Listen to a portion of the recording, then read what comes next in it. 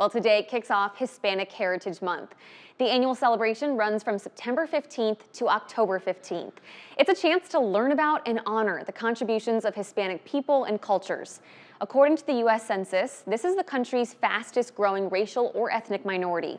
Right now, more than 68 million people in the U.S. identify as Hispanic, and that includes those with ancestors from Spain, Mexico, the Caribbean, and both Central and South America. But this year, Hispanic heritage parades, festivals, and events across the country have been canceled out of concerns over ICE and deportations, and that includes LULAC's annual Quad Cities Mexican Independence Day Festival. But we are also seeing others step in to fill those gaps. This weekend, a group of citizens threw their own festival in downtown East Moline in place of that canceled LULAC event.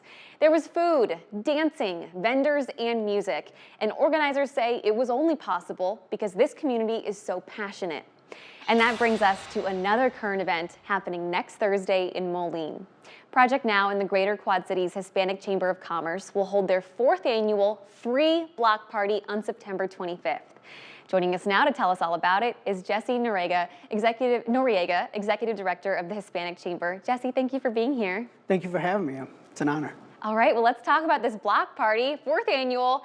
You guys have a few of these under your belts now. What do you plan this time around? Well, you know, it's exciting since we started right out in front of our office there. And the city said, hey, you're too big to be just a block party. So we had to move down to the Gathering QC, which used to be the Esperanza Center. And so now we're a big event. Exactly. I know you're going to have live music, you're going to have vendors. What else are you going to have? There'll be some free food for everybody. There'll be a couple food trucks out there, so always have free food. But there's going to be a lot of games and events for the kids also. And I have to ask about the music specifically, because I know you've had students play in the past. Who's playing this year? Well, that's going to be a surprise, but it will not be the students this year.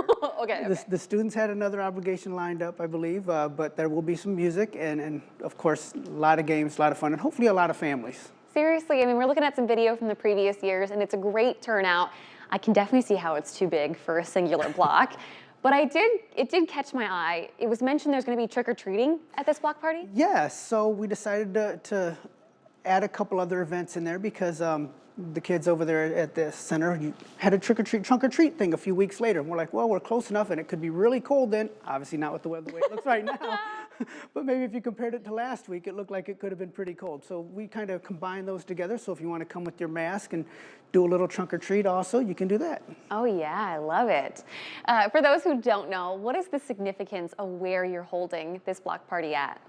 Well, the Floreciente neighborhood is just been such a huge Hispanic heritage neighborhood. I mean, everything from the Mercado going on down there with music and everything every week, and the food and the vendors, the clothing, the dance, and just the culture as a whole. That whole neighborhood kind of encompasses that. So it's a very special time and a special place to be able to hold it.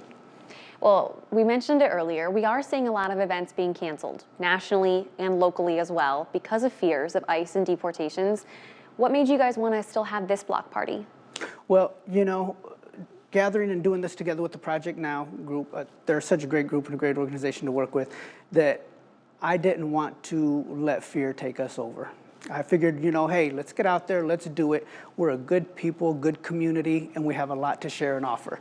So it's great to let everybody see what Hispanic Heritage Month is about, just like East Moline did. And yeah, we're gonna pull together and do it anyways. And that went off without a hitch, and I'm sure this will also.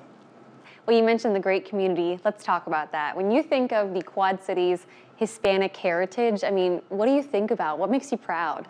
Oh, goodness. Well, I personally am proud. You know, I come from family members that are on the Hero Street Monument, and there's so many others around here that have came in and built businesses from small little shops out of their home to huge thriving businesses that they're sending their kids to college, and they're the next doctors and lawyers that we have in our community. And it's pretty outstanding and amazing to see that the culture can come from something so small and humble beginnings to now they're our business leaders in the community.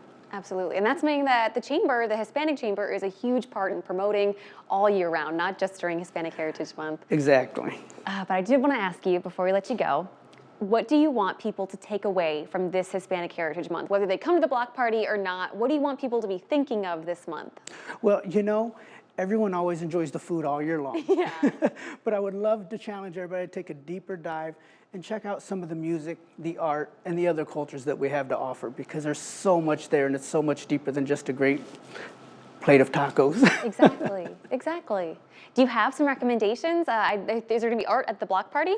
There will be some things at the block party that's going on, but also coming up here soon, the Figgy has their Day of the Dead coming up, and we always love to go and enjoy our time there too. Their Day of the Dead celebration that they do with the LULAC over there in Iowa, Council 10, is just a huge event, and that's one thing that everyone should definitely check out. Absolutely. Jesse, I cannot thank you enough for your time today. I lied. One more question. Should people dress up for this block party? I saw some people wearing the face paint and everything. They definitely should. We're getting to that time of the year, and with the trunk or treat, why not? Dress up and come down and enjoy, be part of the culture. I love it. Jesse, thank you so much for taking time out of your day and coming on here. We appreciate this. Thank you for having me. Thank you. For you guys at home, we have all the details on this block party happening next Thursday evening at WQAD.com. All you have to do is click on the As Seen on TV tab at the top of the homepage.